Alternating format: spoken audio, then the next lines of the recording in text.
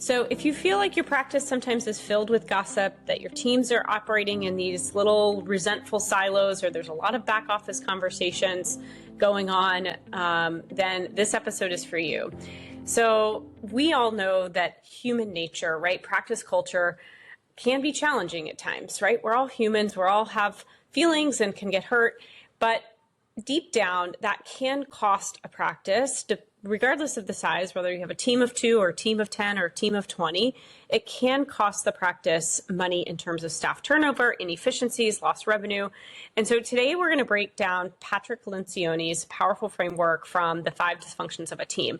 I actually did this with my team on my hospital side, and was really interesting. It was actually probably my most favorite exercise that I've ever done with my team, and really thought that I'd share some kind of nuggets from this. So if you haven't read the book, highly recommend the book. Personally, I liked reading the end of the book and then going back and starting because the end is where they really go over the 5 dysfunctions of a team. So today we're going to talk about those 5 dysfunctions, really, really high level, how it may be plaguing your practice right now. We're going to talk about the absence of trust and why that's just such a fundamental issue that makes everything else work if you can get through that, right? And then how to encourage that healthy conflict when you have concerns, again, whether this is billing policies or just patient workflows with your personnel. We're going to talk a few practical steps to build that. But highly, highly recommend checking out the book. There's some tabletop exercises that your team can do through several different types of organizations. And again, I've done the Myers-Briggs and the Enneagram and all these other different things. And I do think it's nice to know like where your tendencies are or what you believe is your core principles, because that's what you bring into a relationship, right? And the relationships with your coworkers. And so today we're just going to talk a little bit about that. So I will be very honest with you. We all know that gossip and, the hallway conversations or the meetings behind the meetings all happen, right? It happens in all businesses. And I think the key is are you avoiding dealing with those things and dealing with real issues? Or are you trying to work with your team to make sure that everybody's open and honest with each other and having difficult conversations, but those difficult conversations help move a practice forward. And practice culture isn't something any of us were taught in medical school. It's not something that it's even taught in business school, but it is just a really important thing. And it can cost, again, inefficiencies, staff turnover, and just processes that break, but nobody's really willing to stand up and talk about why they're broken and help fix them. So that's why I thought it would be important to talk about this. There's also some really great YouTube shorts from Patrick Lencioni, as well as Cy Wakeman. And so we're going to talk a little bit just about all of that. So first, the 5 dysfunctions of a team is modeled in a pyramid shape. Right. And so if the foundation is cracked, which we'll talk about is trust, everything else above it is going to crumble. And so the goal is to have a team that trusts each other, that you can share ideas openly, that you commit to decisions, hold each other accountable so that you can essentially drive the business forward, right? Get the results you need from a business perspective. And so we're going to talk through those 5 dysfunctions as well as some key things that I recently learned that can help bring out the best in people. Again, it is nice to have some fundamental understanding of what everybody prioritizes or how they operate. And, some people may operate with a true sense of responsibility, right? They feel that they're truly responsible. For me, I love independence. Independence is probably my number one thing, with achievement or desire to get results as my number 2. And so there are some tabletop exercises where you can kind of define where everybody lands, right? Do you lead with a sense of responsibility? Do you lead with a sense of independence? Do you lead with a sense of family? And I think there was, 100 plus different words that people could choose 1 or 2 things from. So then you understand where they're coming from when it comes to operating in a team environment. And so the first dysfunction, so if you think about that pyramid, is the absence of trust. So this is that foundation. And it's not about trusting people to do their job. It's about ability to be vulnerable. So it's ability for you to work in an environment where it's safe to admit that you've made a mistake, that you need help, or that you don't know without fear of judgment. And this is so hard to build, but is the most important thing when it comes to a team situation. And so when you think about your role, either as a leader of a department or leader as a business, you have to go first, right? You have to be the one to admit mistakes. And obviously that can be hard, but it is important for everybody to first and foremost feel that everybody's human, right? We all make mistakes. And how do you respond to those mistakes, right? And how do you respond to somebody else making a mistake in your office? Do you reprimand them? Do you call them out in a public forum, or do you do something private behind closed doors? How you basically set up that environment of being able to allow people to be free and willing. I mean, obviously, we don't want mistakes to happen all the time, but we all know that they will happen and can happen. For me, for example, like I can be super hardworking, very, very driven, but I can also disengage if I feel micromanaged or if I feel like I'm not trusted to do my job. And so, again, even if that's not happening from a malicious standpoint, I will shut down and become resentful and then create this negative narrative in my head that is not in reality. And so these are little nuances that, if that's happening in your office, or they feel like they can't speak up, or they feel like they can't be trusted, that if they make a mistake, they're not going to get in major trouble, then people are afraid to share on their own. They're afraid to have healthy debate, and then you end up with a result of lack of buy-in and then lack of results when it comes to moving a business forward. And so really, really important, I would say, again, if you're the leader, sharing that you make mistakes, right? Because then it opens the door for others to share their own tendencies or concerns that maybe they made a mistake, or that they need help, right? They need help on a process or something. And so really important, again, starting with the leader, that they build a place where people can come to you and say, hey, I made a mistake, or I've got some questions, I need some help, is first and foremost. Because if you don't have that, these other dysfunctions are impossible to overcome. So dysfunction number 2 is called fear of conflict. So obviously when there's no trust in a team, you can't have healthy, passionate debates. And instead, you kind of get this artificially quiet harmony in meetings, but then you get all the toxic conversations in the hallways, right, behind closed doors. And it's funny because as a society, I think we're taught to bite our tongue, right? To be polite, to be kind. And it's thought that you can't be kind and provide feedback at the same time. And I think especially for women, maybe men just as much, but there's this avoidance, right? I'm just going to avoid conflict, but then go complain about it behind the scenes. And so that can be very damaging to a team culture and to a company. And so that's where those stories in a head, right? That negative narrative, but it's not rooted in reality, can happen, right? You have these one-off conversations, and you're like, oh yeah, I thought that process wasn't going to be something that we could fix. And I didn't like the way she handled that, and da-da-da-da-da. And that can go on and on and on. And then those people are shutting down in public, but then having all of this negative conversation. And they may be even spinning it up to where it's way more negative than it was ever intended to be, or again, not rooted in reality. And so then you get these negative feelings about coming into the office or dealing with certain people or dealing with office drama.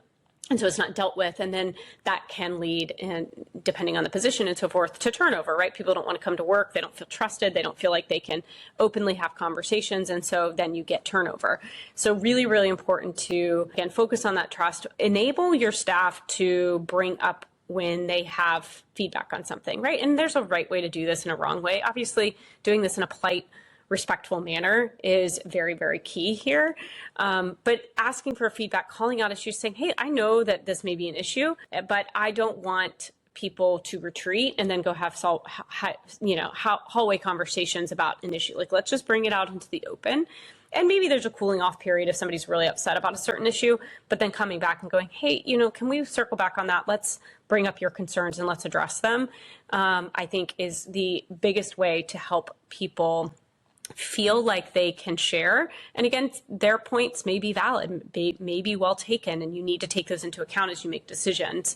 So that is just one really good way that leaders can, invite feedback, invite conflict, address it, Don't be afraid to try things that maybe staff brought up that are good ideas, right? Because then that shows that they're part of the team, part of the decision-making process. Obviously, that's not always going to be possible, but is a good way to get everybody, again, to have the buy-in to drive the business forward.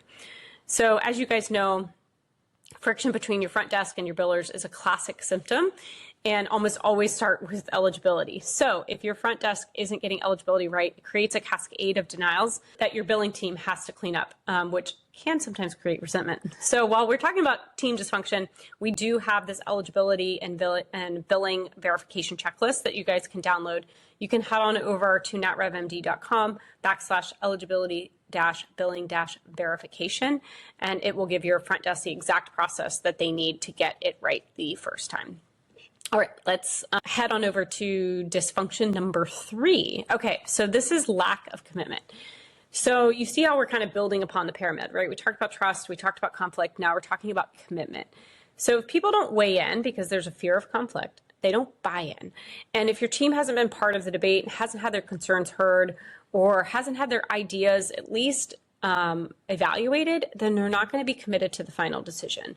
So an example of this is your practice, you're getting a new EMR, but there was no healthy conflict on the decision of which EMR, and no real buy-in from the providers on this change. So then they passively resist the change. They never really full adopt the system. They don't deal with the templates. They don't like the new workflow. And this can make revenue drop. It can make really the investment of a new system fail. And so really, really important that everybody's bought in and that you've all weighed in on the pros and cons of making this decision, making a new investment in a new system, and everybody's on board to make it the best as possible. So that's just an example that we've seen. We just really got to make sure, again, everybody has that place where they feel trusted to provide their feedback, so that when a decision is made, everybody's committed to it. Dysfunction number 4 is avoidance of accountability. And this isn't about leader accountability, right? This isn't about a leader keeping their staff accountable. This is about peer accountability. And so this is about the team dynamics that allow peers to call each other out, not just the leader, again, being that sole enforcer. And so when a team doesn't commit to a plan, they don't hold each other accountable. So an example in a practice could be that a provider, maybe 1 or 2 physicians are consistently not signing out their charts in time, right? It's delaying billing by weeks. The billing manager, it may be the only person who's bringing this up, or the billing outsource team may be bringing this up. But the other providers, they may see it, but they just don't want to create conflict. They don't, want to get involved. And so it just goes on and on and on, right? And then some, of the physicians may feel resentful because of the practice revenue, and maybe that's impacting bonuses for everybody. And so this is where the team needs to agree on a standard, right? Open discussion around, hey, can we make 72 hours our goal? And we're all going to agree that that's going to be a goal, and here are the reasons why.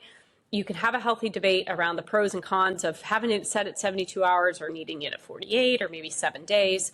And again, have that discussion with everybody openly. Maybe have those who are struggling get help from those peers who have a really solid process. And so when this works, right, and you agree to a standard and you agree to, move forward, it's peer accountability to check in with a peer to say, hey, are you struggling with your chart sign out still? Can I help you? Let's make sure that we're all meeting that goal together. We all agreed to that. And then it's not just one leader, one person keeping that, one physician accountable. It's the entire office or team is keeping each other accountable. And so when you have that type of environment, it just propels the entire team forward because everybody agrees that we're all going to keep each other accountable. We've all agreed to this certain standard, and we're going to move forward and accomplish that together and keep each other accountable for if somebody falls out of line, or help that person, see what you can do to help make sure that, they're able to do that as well, which obviously is going to drive practice revenue if you can get that done. It's these kind of small culture issues that actually create huge financial leaks. We've certainly seen it, and definitely in a risk for your practice if if you don't kind of deal with some of this not so fun, things we're not taught how to do culture within a practice. All right, the fifth dysfunction is inattention to results, right? And so this is kind of in that quietly quitting stage, right? So no one's holding each other accountable. People just naturally just are focusing on their own individual needs or goals, but they're not really focusing on the collective results of the team or the practice. And that can result in poor performance, right? So if everybody is holding each other accountable, if everybody's bought into the path forward, then the practice is going to move forward in unison. And so, an example is the front desk could be focused on reducing patient wait times. So they rush and check in, but they're missing critical insurance verification. The billing department's focused on their goal of clean claims, but they're constantly fighting errors with the front desk. And so everybody's putting their individual goals ahead of the overall practice revenue. And so that's where, getting these teams together, whether it's outsourced team or in-house team, sit down and go over, okay, what are the goals of the practice and how can we drive forward so that we're all marching in the same direction? Again, goal here is that the practice moves forward faster and is more successful. And again, this can be applied to any team. This could be your front office team. This could be your whole office team, depending on how big the team is. So this is why I think it's really important that when you have shared meetings that you're talking about, okay, what are the company goals? Where are we going? How are we going to get there? Is there any feedback or questions or concerns? If there is, let's talk it out. So to summarize, a few strategies that you guys can use to address these dysfunctions. Again, highly recommend having you or the team read the book. I guess, again, 5 Dysfunctions of a Team by Patrick Lencioni. So strategy number 1 is first starting with building vulnerability, and that's trust, right? So getting to know each other, outside of just a work environment is, helpful. I think having, a happy hour or lunch or something that allows you guys to talk about things outside of just work process. And then as the leader, you've got to go first, right? You've got to talk about your weaknesses. And because that gives your team permission to be human, which at the end of the day, I think if we can all start and realize and treat each other with respect and kindness and show that we are all, likely going to make a mistake at some time and share that mistake and go, gosh, I should have done that differently. Here's what I've learned from it. And others may say, yeah, I saw that happening. I saw that train wreck going down, getting ready to happen, but I didn't say anything. And so again, once you build that vulnerability-based trust, then you allow for strategy number 2, which is healthy conflict. So during meetings, don't let people be silent. Call them out. Hey, Sarah, what are you thinking about this? You manage the front desk staff, and what problems are you potentially seeing? And then strategy number 3 is then when you have that conflict, it forces clarity and buy-in. So at the end of the day, you have a decision that everybody can support this, right? And if people don't have a commitment towards it, then the goal is going to likely struggle. So really making sure that everybody's committed. Strategy number 4, again, create peer accountability. This, a daily huddle is a perfect place to review this, right? When you publicly review key metrics like open charts or eligibility denials, you create a structure for the team to hold each other accountable. Again, the purpose is not to be rude or mean or unkind. It's just, direct. And there's another book called Radical Candor that we were discussing earlier today as another really great option, just to really make sure, again, you can be empathetic, but you can be direct at the same time. And then the last strategy, number 5, is focus on a single shared goal. Unify the team around that, whether that's reduce eligibility denials by 10%. And so when the entire team is focused on that same scoreboard and that you're reviewing that on a frequent manner, you're holding each other accountable. It's not just the leader holding each other accountable. Then silos start to break down. And instead of those back office conversations, you're having them in an open forum, which is the goal. Fixing culture is not just a soft skill. Like, it is a really important thing that helps your team grow and reduce turnover. And I do think that it directly impacts your bottom line. And a dysfunctional team often leads to dysfunctional practice metrics, whatever those metrics are. So really important. Check out the book, and would love to hear from you guys, topics that you guys want to hear more about. I had a few emails over the last couple weeks, and we're working to schedule those in. You can shoot us an email at info@natrevmd.com. And as always, if you are looking for a new billing team, head on over to our website, natrevmd.com, and check the right upper corner for free practice analysis and see if you qualify. We'd love to take a look at your metrics and sit down with you. All right, have a great week. Talk soon.